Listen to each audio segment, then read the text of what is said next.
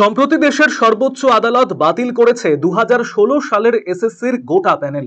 আর সাথে সাথেই চাকরি হারিয়েছেন রাজ্যের প্রায় 26,000 শিক্ষক শিক্ষিকা এবং অশিক্ষক কর্মী। সরকারি স্কুলে চাকরির মতো সুনিশ্চিত পেশা থেকে বহিষ্কৃত হয়ে দিশেহারা অবস্থা প্রায় 26,000 মানুষের।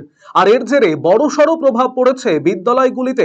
এক ধাক্কায় আচমকা শিক্ষক শিক্ষিকারা চাকরি হারা হওয়ায় বিদ্যালয়গুলির পঠন পাঠন পরিচালনায় তৈরি হয়েছে জটিলতা। যদিও সোমবার রাজ্যের মুখ্যমন্ত্রী মমতা বন্দ্যোপাধ্যায় বিদ্যালয়গুলিতে শিক্ষক শিক্ষিকাদের যাওয়ার অনুরোধ করেছেন। আপনাদের তো কেউ চাকরি টার্মিনেট করেনি এখনো পর্যন্ত, করেছে কি? কোনো নোটিশ পেয়েছেন? আপনার বিরুদ্ধে দুর্নীতি না যদি প্রমাণ করতে পারে তো কি আপনাকে কেউ যেতে বারণ করেছে? যান না, আপনি আপনার কাজ করুন না। আপনার কাজ কে বারণ করেছে? আপনারা বাচ্চাদের শিক্ষা দেবেন না, আপনারা বাচ্চাদের পড়াবেন না, আপনারা স্কুলগুলোতে ক্লাস করবেন না। কিন্তু তারপরেও অনিশ্চয়তা থেকেই যাচ্ছে।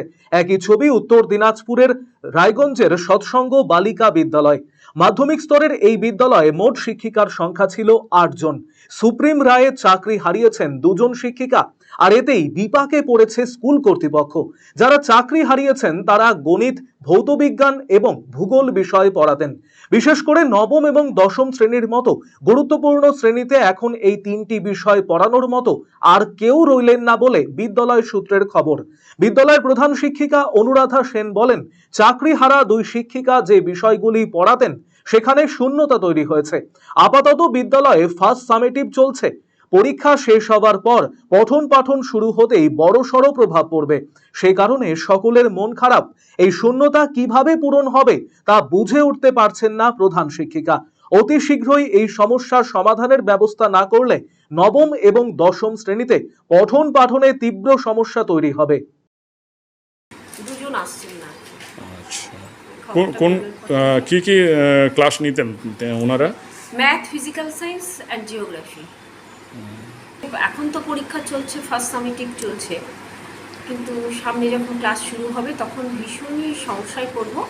কারণ আমাদের ম্যাথ ফিজিক্যাল সায়েন্সের একজনই 9-10-এর দিদিমণি ছিলেন আর কি। 9-10-এ ওনারা হয়েছিল, মানে অ্যাপয়েন্টমেন্ট হয়েছিল।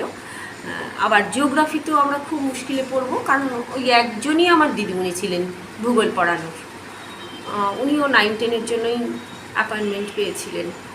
তা কি বলবো, কি করে সমস্যার সমাধান করব তো মানে ভেবেই পাচ্ছি না, শুধু ভাবনাই চলছে আর কি। এখন একটা কিছু সমস্যার সমাধান সবাই হয়তো ভাবছেন, দেখা যাক কি হয়।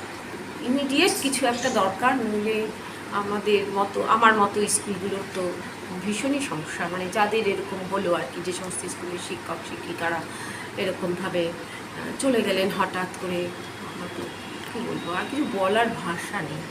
আমরা 8 জন ছিলাম, 2 জন চলে গেলেন, 6 জন আছি। ভীষণই সমস্যা। অঙ্ক করা থেকে অঙ্ক, বিজ্ঞানের মতো বিষয়, physical science, math physical science, geography, এগুলো ভীষণ 9-10 মানে মাধ্যমিক দেবে, জীবনের প্রথম ছাত্রীরা, বোর্ডের পরীক্ষা, ভীষণ সমস্যা, ভীষণ। আরসিটিভি সংবাদ, রায়গঞ্জ। রায়গঞ্জবাসীদের জন্য সুখবর, যারা দীর্ঘদিন ধরে পেটের সমস্যায় ভুগছেন তাদের জন্য রায়গঞ্জ দিশারিতে আসছেন ব্যাঙ্গালোরের প্রখ্যাত গ্যাস্ট্রোএন্টারোলজিস্ট ডাক্তার ইরশাদ আলী, HMD, DNB। এখন থেকে প্রতি মাসে নির্দিষ্ট দিনে ডাক্তারবাবুকে দেখাতে আজই যোগাযোগ করুন দিশারি হেলথ কেয়ার, উকিলপাড়া, রায়গঞ্জ শাখায়। যোগাযোগ করুন 7477785509 এই নম্বরে এবং 7477785512 এই নম্বরে।